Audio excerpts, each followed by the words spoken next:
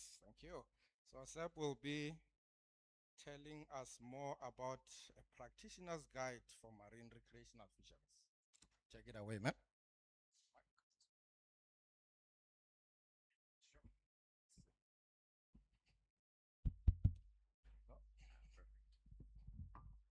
All right. Thank you. Good morning, everyone. Molo. Can everyone say Molo?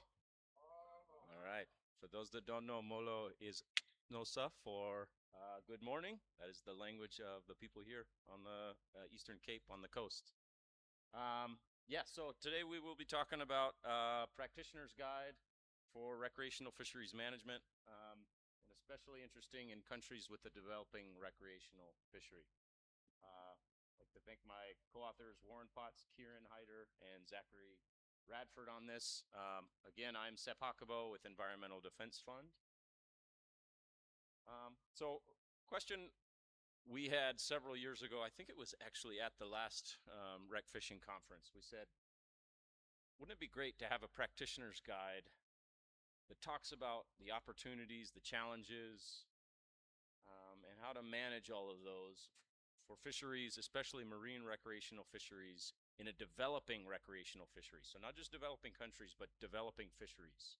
And we talked about examples from as big as recreational trawling in China. Let that sink in for a second. Recreational trawling. How many people have heard of recreational trawling before? Yeah, I hadn't either. All the way down to examples like what Sarah presented from like an artisanal recreational fishery, going out in small boats. So this is really meant for any recreational fishery that is developing. As we know, and we've heard this many times this week, recreational fisheries participation is growing around the world, right? We also know that recreational fisheries provide a suite of benefits.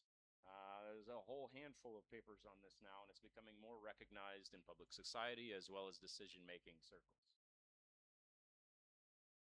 Another reason we thought about this is blue economy is really one of the buzzwords, buzz terms of the century, right? Or of the decade, I should say. You're hearing from government, you're hearing from philanthropy, private companies, development agencies.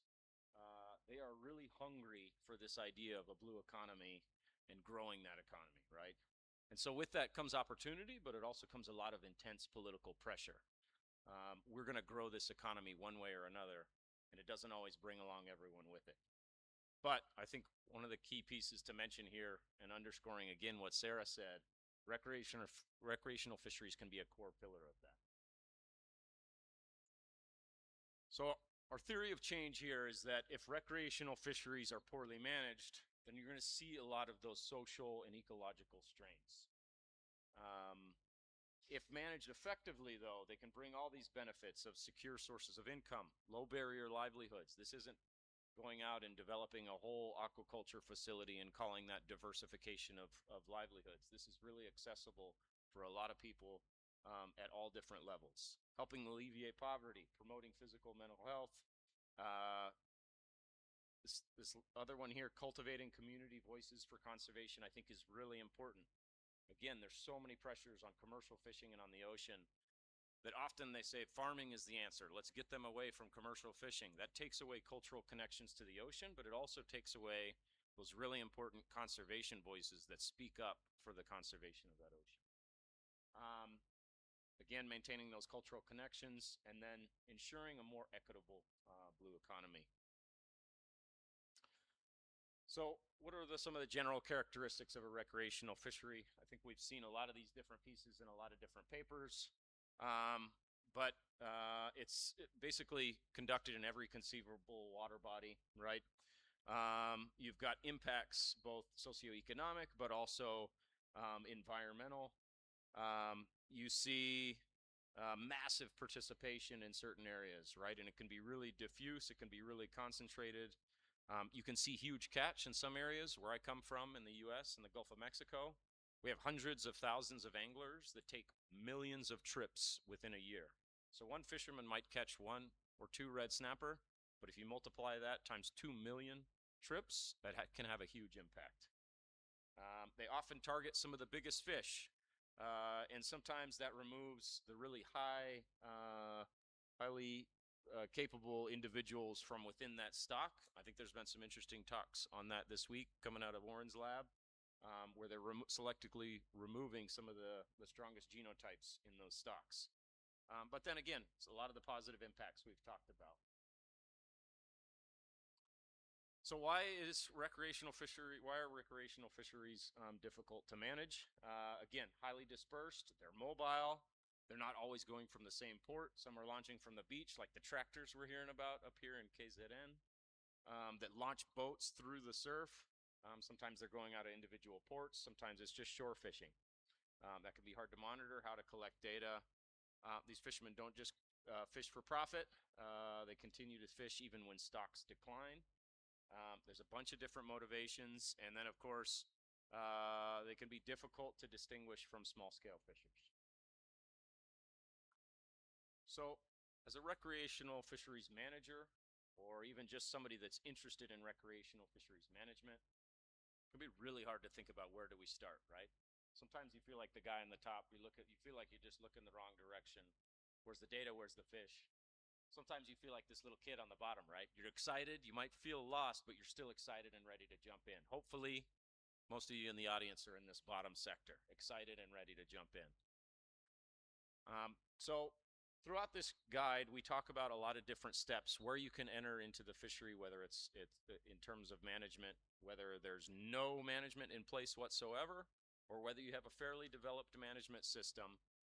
But one of the most important pieces is assessing what you do have in terms of recreational fisheries and in terms of management structures.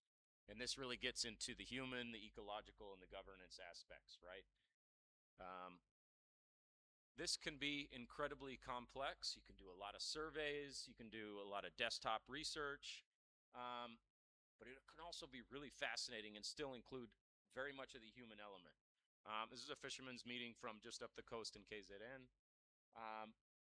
You don't want to do just landscape analysis on your computer, literature research, sending out surveys. Get out there. Hear from your fishermen, whether this is an extremely highly developed fishery you already have with existing principles, governance principles, or if you're starting from scratch. So in terms of thinking about a framework for implementing recreational management, you've got your core area around fisheries policy, right? And most countries around the world at least have some sort of fisheries policy. That may be just commercial, it may be strictly around food security, but there's usually something there to build from. There's also other policies built in. We've heard about some interesting examples of animal welfare protection. So you can't just look at this in a vacuum. Think about the rest of the policy landscape within your country or your district, whatever it might be. And think about how those items flow into a funding mechanism. And you'll see funding mechanism is a core part of this across the entire journey, right? Always think about that funding mechanism. I know we as researchers or practitioners think about funding always, but always think about that piece from a policy and a governance perspective as well. Think about your institutional structures right there within the fisheries realm, but also think about the other institutions, universities, the capacity building. Often we think just about recreational fisheries management, but we don't think about what's the education system that's training the guides or training the supply chain that's going to be associated with the entire aspect of that recreational fishery, right? We've heard, Jim, we heard about economic leakage the other day, right? Ed, you wrote an iconic paper about this in Angola. There's a really good body around reducing economic leakage in heavily tourism-dependent areas. But most of it isn't just focused to the fishing arena, right? It talks about education, it talks about food, how much of your food is being imported and exported. So this is key to know those structures, not just within fisheries, but across the board. Then when you think about your management structures, you've got your management group, your compliance group, your monitoring group, outreach and education, as well as your peak bodies. You might have a designated peak body that's identified in your legislation, or you may ultimately want one that says, here is the peak body that will represent this sector.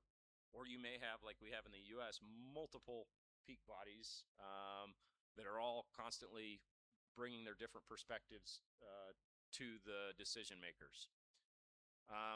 Notice here that the arrows flow both ways from the management structures, right? So you may be collecting licenses that are ultimately funding your mechanisms as part of your funding mechanism. But you're also going to have a lot of costs, right? So the financial flow is going to go both ways. Think about your screening surveys. Again, those human, those ecological, and those governance perspectives. This is going to require funding. So think about your funding mechanism and how it can support those surveys. This is a continuation to the second part, but really the ultimate goal is to get into this cycle of development, right? Identifying your objectives, identifying what are your alternatives, putting those in front of decision-making bodies that hopefully have scientific experts, but also recreational fishing voices on those decision-making bodies. And to Nellie's point, let's make sure it's not just big game fishers. Let's make sure it's recreational fishers across the board and that there's equitable participation there. Then you get into the implementation, and then you want to evaluate.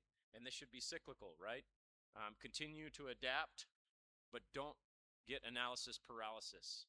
Ed, we were talking about this, right? There's some really complex decisions to be made, but if you're continually just stuck in that analysis piece, it's really hard to say that progress is happening. But also bring in your other stakeholders, bring in your conservation groups, bring in your oceanographers, bring in those other elements that all can influence and help inform your management structure. So I'm getting down to the last two slides really quickly, but if you go through the practitioner's guide, we've provided essentially 8 recommended steps. And some of those core components are, look at your current management policy. What are those institutional structures? What is, and this I argue constantly, what is your funding mechanism, your fit-for-purpose funding mechanism? Is that taxes? Is that a general fee just to access the ocean? Is it a license structure? Is it a local license? Is it a national license? How are you going to fund this research, this management, this conservation, and development of the industry? And then map out those complex relationships. The second group of 4 here is really connecting those linkages and prioritizing research on the knowledge gaps, right? Don't just conduct research for research's sake. Make sure it connects back to your societal input. Like Dr. Kwesi told us on Monday, you have to have that societal element, and we're seeing more and more of that. Assess the status of the fishery. Again, this can be not just fishery-dependent and independent data, but this can be all the social and socio-economic benefits. And then finally get to that last step of implementing and adapting a co-management process. So with that said, where do we go next with this practitioner's guide? We are hungry for feedback right now. We would love to hear from anybody that wants to go through this, especially if you're in a country with a rapidly or a developing recreational fishery. We'd love to share this with you. Come say hi to me or Warren or Kieran. Zach's not here this week, but check in with us, and we'd love to hear from you. You can email me here, and then we can hope for a global release later on this year. Just want to recognize the funders of this work and say thanks again to all the collaborators that were listed here. This was a lot of years in the working, but hopefully continues to grow and remain evergreen. Thank you.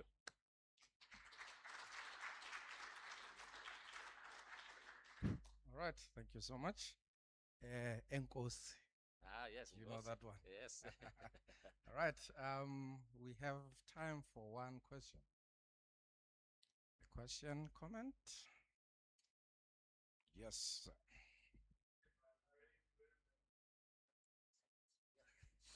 Yeah, thanks so much for the talk. A lot of useful lessons and overlap with some of the stuff we've been doing with the fishery I was talking about yesterday in Lesotho. I was just looking at that slide with the various bodies involved in decision making. And it's interesting just thinking about, I was thinking about an African context. I mean, maybe it's included in other institutions or institutional structures or management structures, but a key thing in a lot of places in Africa is your sort of customary governance structures that perhaps that's embedded in there, but it's such a key consideration in how things are managed, and communities specifically. And it might be worth, well, it's just a comment really, that I think that's an important thing to consider in this overall framework. What we've seen is that the way that people interact and manage things is often influenced by chiefs, for example. So, yeah, it's just a comment, but yeah, thanks so much for the talk. Yeah, absolutely. And I'll point out, a lot of people know this, but like in many contexts, all those bodies are one. So like Victor's show behind you, he is that entire team for the country of Belize, and we'll get to hear about some of his work here in just a minute. But yeah, great point, Jim. Thank you. All right, thank you. A round of applause.